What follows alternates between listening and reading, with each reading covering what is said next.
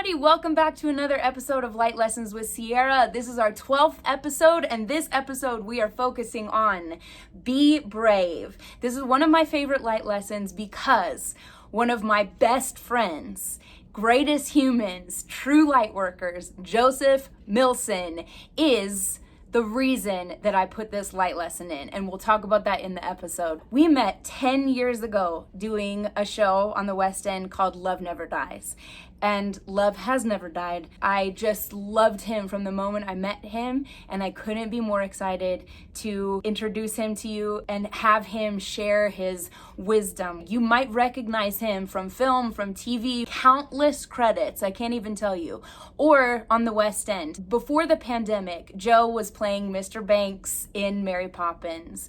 It was so extraordinary. It's one of the last shows that I got to see my incredible friend bringing to life this character. Joe is one of the most truthful, honest, brave actors on stage, on screen. He is one of my favorites. But not only that, he is a great human with a beautiful soul and so much to offer us. So I couldn't be more excited to introduce to you my amazing friend, Joseph Millson.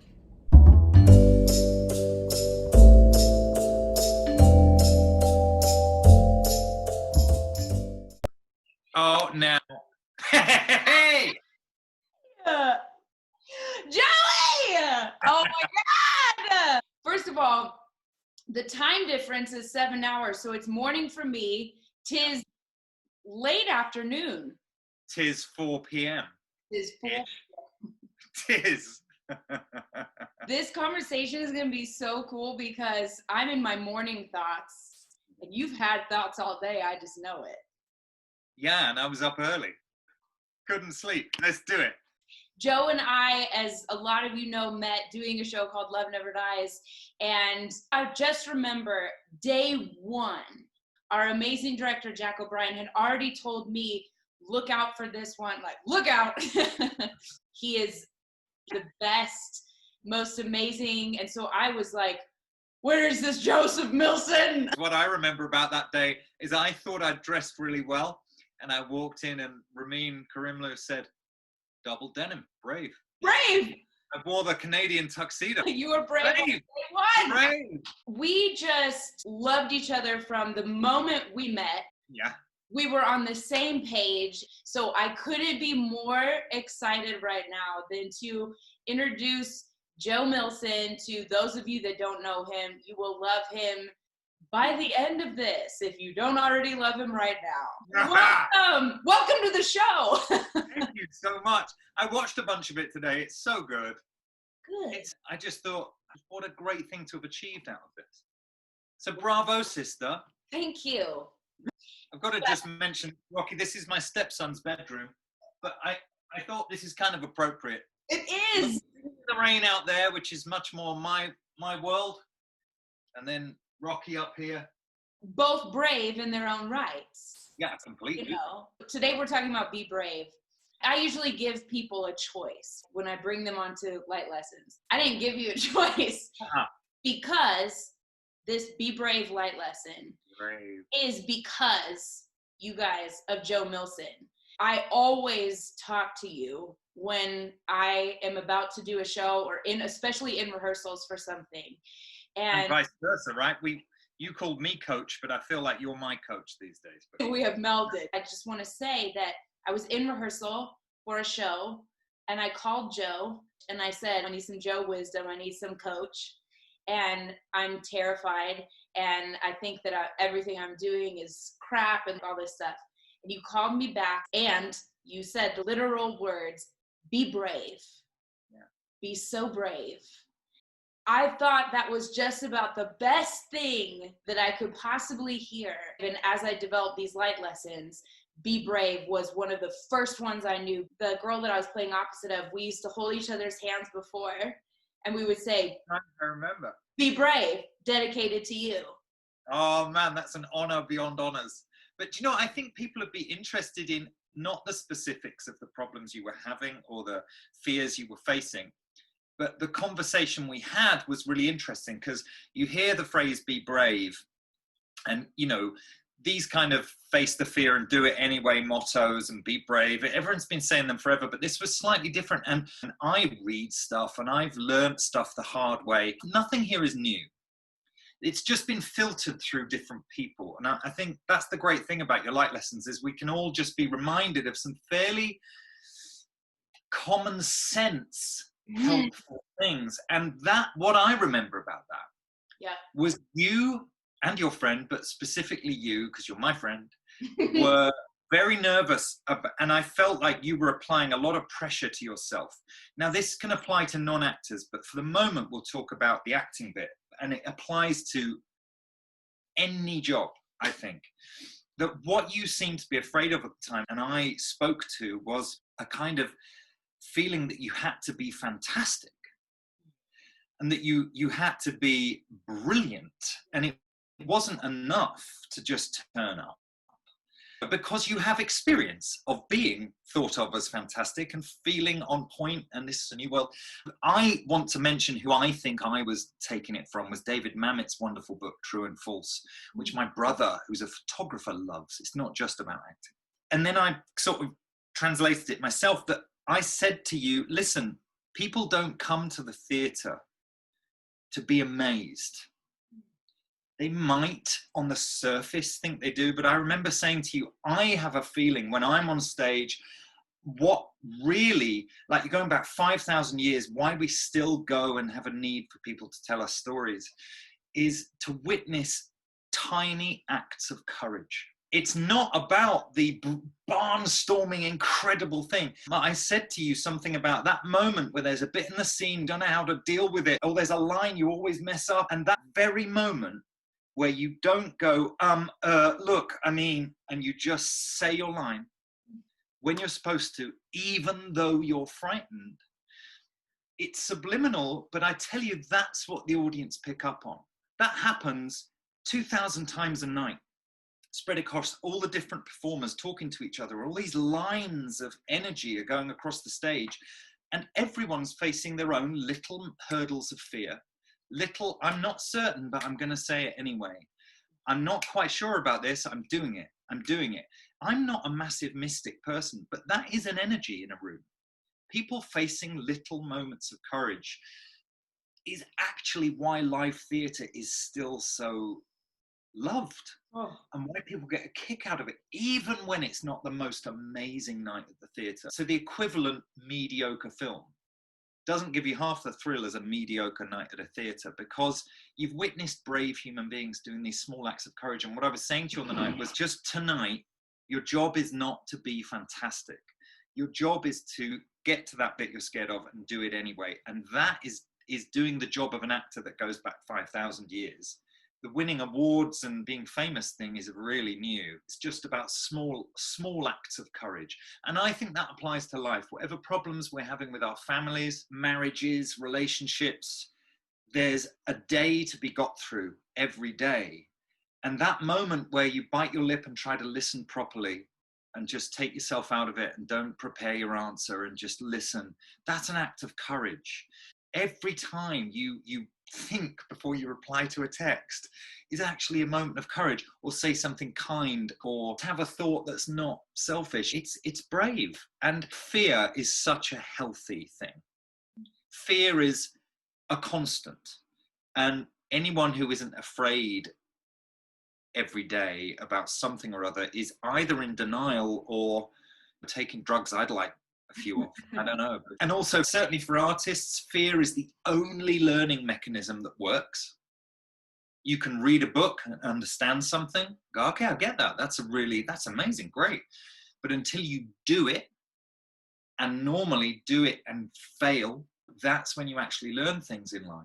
I've had the weird experience the last 4 years. I've been writing a book that isn't a memoir. It's the first 10 years of my now 26-year career, but the point is, I didn't have an easy ride, and it's just an inspiring sort of set of stories about my first 10 years. It was the cheapest therapy I've ever done, because I saw all these circles I was going around in, and I saw the moments so clearly when I smacked my head into a wall.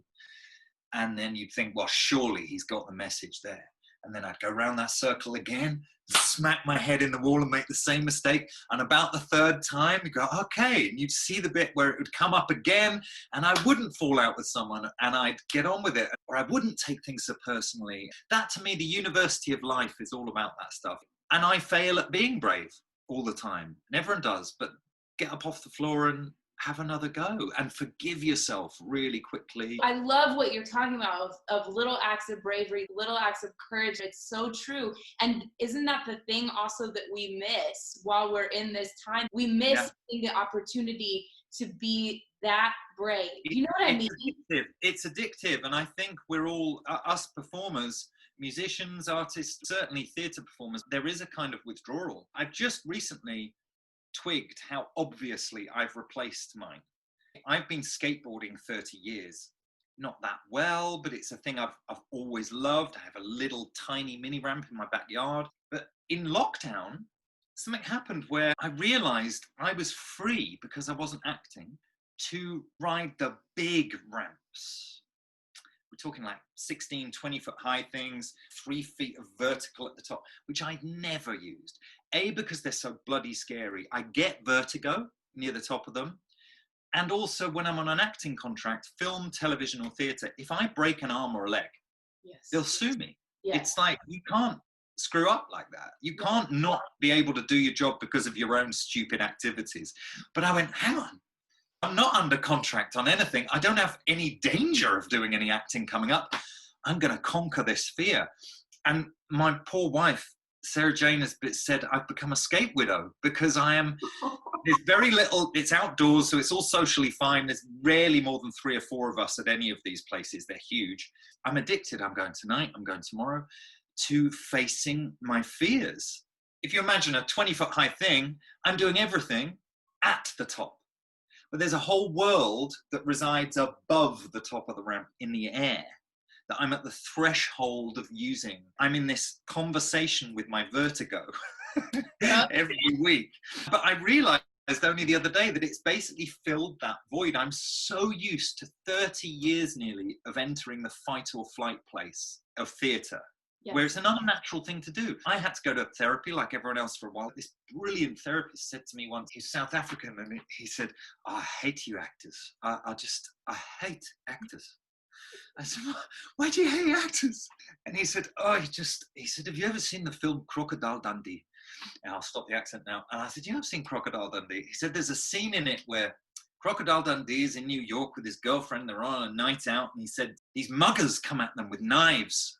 And he's trying to talk them out of it. She said, just give him the money. He's got a knife. He's got a knife. And he says, that's not a knife. This is a knife. And he gets out his Crocodile Dundee knife, and these muggers run away with a massive knife. And he said, you actors, from what I understand of your life, Joe, you're having a bit of trouble in your real life. He said, but let me get this straight. You are at your most comfortable on planet Earth. I already love this. Most relaxed place on Earth is in front of 1,000 strangers pretending to be someone else. Let's start with that.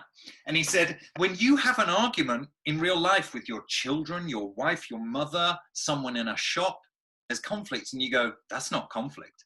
This is conflict. And you bring out Medea or Hamlet or this Greek level size stuff. And at the time I was seeing him, I was doing a play where I had to hold my dying baby in my arms every night. And then I'd go home perfectly happy. So it is a very strange thing to do for a living. We can get very acclimatized to that fight or flight place. Sometimes if you've been acting for a long time, it can feel relatively easy.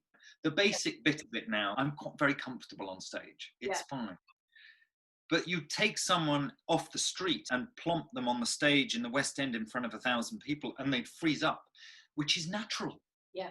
It's us who are unnatural, because we've just exposed ourselves. Like a surgeon keeps exposing themselves to the weirdness of cutting up human beings until it's like doing mechanics on a car. You can get used to anything. But what's great for you and I, for me, doing musicals still gives me that terror.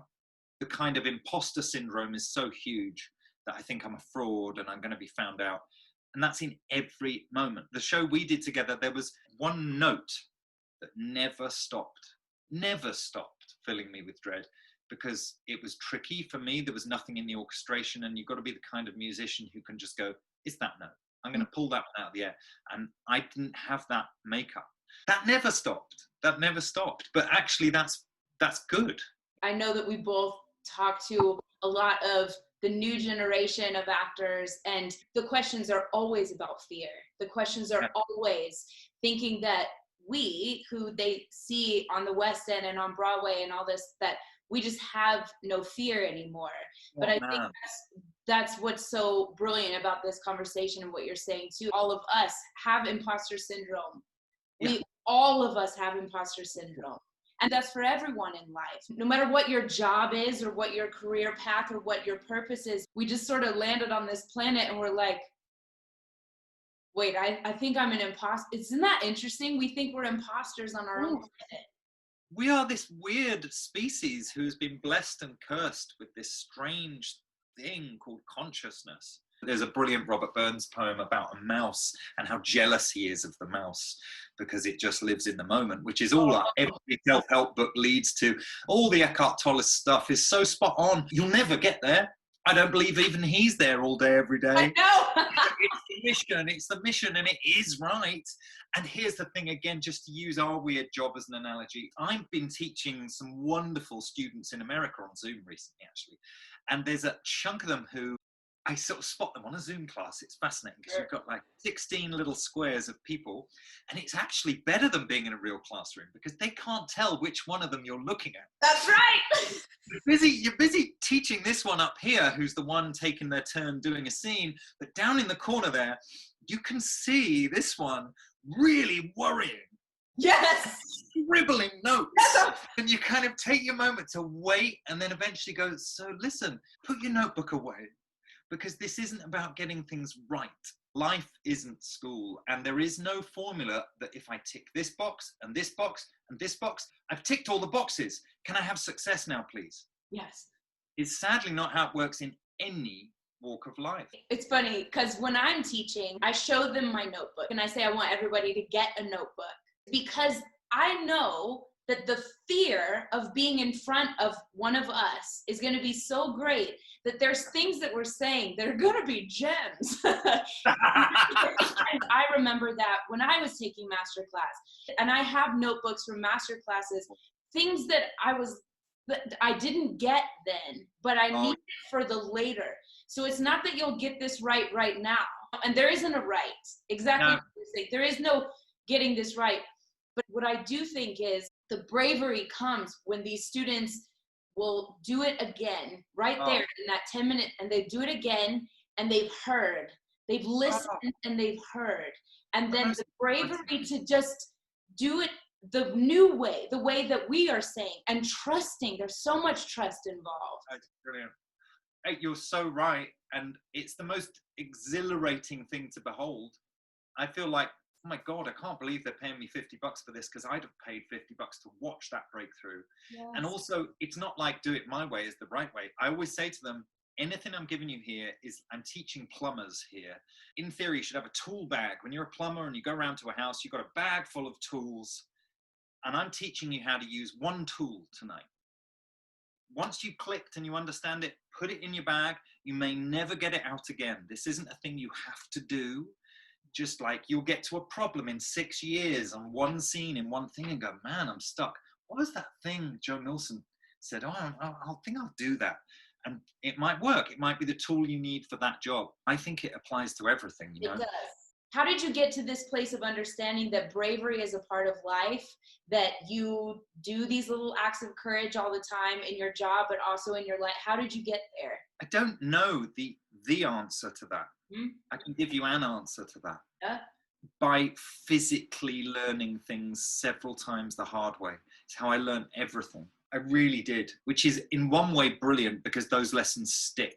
I then read a book with someone like David Mamet, who's a great writer, and he will put into a sentence something about courage with actors, and I'll go, oh my God, I don't just intellectually understand that. My toes understand that. My whole body understands that. So what's been really interesting is physically learning and then intellectually being curious, you know, and pulling those together. And that sounds like, well, it's easy for you because you're a busy actor. You can apply it. But you know what? It applies to all of life. There'll be a lady at a checkout at a supermarket who is terrified of speaking to people. Mm-hmm. And every time she makes conversation and says, "How was your day?" to a customer, and the customer takes it as granted. For her, it was a little, I'll keep exposure therapy. That's what I'm doing with this vertical skateboarding. I keep telling myself it's exposure therapy. I had to play, not in a theatre, we can say the word Macbeth. I'm going to say Macbeth. Yes! I'm not superstitious anyway. I respect people who are superstitious, but I think our job's scary enough as it is. Don't go bringing other superstitions in. It's scary just doing it. Do we have to worry about what we say and what we wear and which foot we walk onto the stage with? Oh my God. But that's hundreds of years of people trying to find little mechanisms instead of the reality is, okay, it's scary. I'm going to do it anyway. The same as the whole idea of a fourth wall, that the audience aren't there. Now, to me, nothing could be more terrifying than that. Asking your brain to accept a patently untrue thing, whilst also trying to do a difficult job. I'm trying to do this difficult job of serving this playwright, remembering my lines, playing actions, remembering a sword fight. And now I've got to also try and believe that those 800 people aren't there. It's such a strange thing to do. And the best thing you can do for your brain is accept the situation you're in. When a member of the audience coughs in the middle of your line, don't pretend it didn't happen. If your instinct is to look at it as the character would if outside their house in Streetcar Named Desire a dog barked or whatever, but there was a noise. I'm acknowledging the noise. You're still in the scene. That was a slow learning curve as well, because when I was trained at drama school, people were still talking about this method acting thing, and you used to think, oh, I've got to actually believe I'm Stanley Kowalski. Right. No, you don't. Like a child plays dress up. And like a child in the playground gets lost in a game. That's the idea. You get lost in a game. Daniel Day-Lewis, the greatest actor alive, who's very wisely given it all up. People go, oh, but you stay in character for the whole 3-month shoot. He said, I'm just a child. I just love playing the game so much that I'll play it Monday to Saturday. Yeah. And on Sunday, I'll talk to my kids and I'll be myself, and I'll get back in the game Monday and I will play the game. Yeah. Like full on. It's really interesting that after we worked together, I did a Clifford Odets play, and then I did Macbeth, and you were really complimentary about it. And it was really interesting because that was a show might have been my 50th professional theatre gig. Playing Macbeth at the Globe Theatre, what could be more exciting? It was my first real stage fright, and I had panic attacks, which I've never had before. Really experienced actor. I had a panic attack on stage in front of 1,000 people and had to go home. And you go, oh, okay. So experience isn't everything either. And then you have to come back on the next night. Yeah. And get to that moment again. And those people who came that night, the second night, the night after, had no idea. But something will have got through to them. Yes. There was a big act of bravery there, which lasted a second. But for me, it was monumental because the voices in your head start saying, well, that's it then. That's the end of this career. That's it. You're done. And you just have to get on with it. And there are people out there today facing addiction, and every day they don't take a drink is that moment. It's happening all the time. Yes. Oh, I just am obsessed with this little acts of bravery. Yeah, and I think that's the thing, is when we say, so when you pick out of your light lessons bag, be brave, I would encourage people not to think that means fight a big battle. It means fight lots of little battles. And rather than to think of, if I don't do something huge and brave today, I haven't fulfilled that thing. Sometimes it's not doing something, it's choosing not to do something. That's just as brave. That's key. Say that again. So it's not always about doing something brave. Sometimes it can be about choosing not to do something that is the brave thing. Thank you. And put that how you will in all bits of life. Certainly on film, I don't know, 3 billboards outside Missouri. What's so brilliant is a scene where something shocking and awful is happening to her, and you could legitimately react in a million different ways. There's so much you could do with it, and she would resist and just stay with it, feel it as big as anyone who was, and just sit with it. I'm going to resist showing anything just yet. Not tricksily, just like, I'm not ready yet. I'm going to resist. I'm going to resist that scream. I'm going to resist that eye twitch. I'm going to resist. And hence, as a watcher and as the camera, it just goes, gimme, gimme, gimme. What? Oh. You can smell it when people resist. And that's exciting. And that's brave too. All linked to courage. And courage isn't a big thing. You, my friend, I've terrified you by telling you that you have to, well, if you can't sing at my funeral, you sang a song on one of your albums, it's a quiet thing. Do you know what that reminds me of what we're talking about? Yeah. Make me cry. My favorite things in life have been quiet things. Yeah. My favorite moments as an actor have been moments of stillness on stage. My favorite moments in life have been holding my newborn children. That song kills me because that went, or falling in love, it's not bells and whistles. No. It's so internal and tiny, and yet this is the stuff Shakespeare could write about. The tiniest, smallest, quiet thing is infinitely deep, and that's the small acts of courage. The definition of brave is ready to face and endure danger or pain, and then endure or face unpleasant conditions or behavior without showing fear. I wouldn't worry about the not showing fear. Yeah. That's okay in my book. Of course it's brave. I think that's a perfect dictionary definition of it, I'm sure. But applying it to your own life, I would try to adapt that last bit, or not punishing yourself if you do show fear. You only show the fear in that long pause if you let it in. If you just jump on the horse, it doesn't have time to show. So that is where it's bravery. Right. What I'm really getting, especially from this conversation, is that it's the acts of bravery that people see as brave, but what is truly brave is the dialogue going on with inside our heads. Yeah. And that's what we're fighting against all the time. We have this side of us that tells us, no, you can't. And we have this side of us that tells us, oh, yes, you can. It's the bringing both sides together and going. Well, doesn't it often feel in life like, you know, the cartoon of the good angel and the bad angel? Totally. I often feel like my good angel is like mute. Yeah, yes. It feels more like there's just a bad angel and me. They have such a strong voice. And I've been trying to tell my children who are teenagers and they have bad weeks. I said, look, you can take this how you want. My experience of life is, you read Eckhart Tolle when you're older, or now. Yeah. He'll talk about this thing called a pain body. I call it a pain zombie.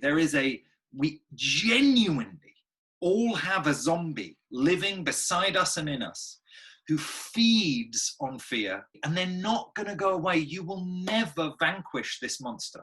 So accept it. It's there every day. It wakes up with you, and it has such a strong voice. But every time you do something kind, every time you're brave enough to hear someone that you don't want to hear, or every time you do something positive, it is vanquished. And you can have days where it's dead by midday. You can have these great days, but it will come back. Just accept that the naughty voice will always come back. Oh. Always. Oh, Joe, you have given us so much good stuff. I mean, I could literally talk to you about this all day. For our final, will you give us something for our marination station where we can marinate and what we can apply this light lesson of be brave? Yeah. Okay, in small, I'm just going to remind of the thing we talked about before, yep. Which is when you pull out be brave, yes, or if you say it to yourself, don't feel you have to climb a mountain. You just have to take that first step. What's that old thing? You don't have to see the whole staircase, just take the first step. That's being brave can be small. And then I'm going to share with them, we have a motto. When I played Macbeth, it was a bit where he's very scared, there's ghosts around and everything, and I ask in the script, it's in Shakespeare, he asks for some wine, and all it says, he has 2 words, he has a line where he says, fill full, when he's asking for the wine, and for whatever reason, it used to come out of me, out of nowhere, this poor actress playing the maid, I'd have my glass out, and she'd come over to top it up, and as she got there, I would bellow at her, fill full! I can't even do it justice, I'll break the microphone, it was so big.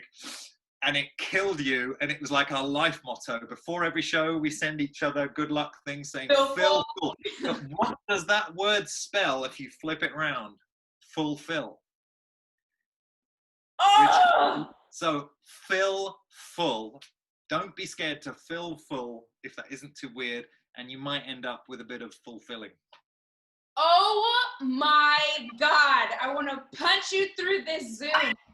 Joe, I cannot thank you enough for this. I know that. Oh, my pleasure. I feel like we need to watch You know, this light lesson with a spoon. I was doing Mary Poppins before lockdown, and we had to close up. I've only just 5 months on go back to clear my dressing room this week. First thing I did, went in, because I used to take one out every show. And I went in, I sent you, didn't I? And there was one still pinned to the wall from the last performance I did. And I think that one was... The light lesson you had pinned was kindness. Kindness. Just and that is also what you're saying. It's like being kind to ourselves. That's brave. Yeah. Oh, Joe!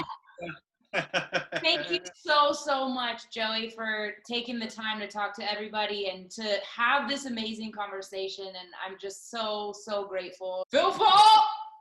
I'm not even going to do it. I'm scared. Don't do it. Phil Paul! Don't do it. So I do want at full volume. Try. No, I can't. I'm scared of the name. Yeah. That was a test. You passed. You're supposed to resist. Okay, we're out. That was it. That was everything. Oh man, that was lovely.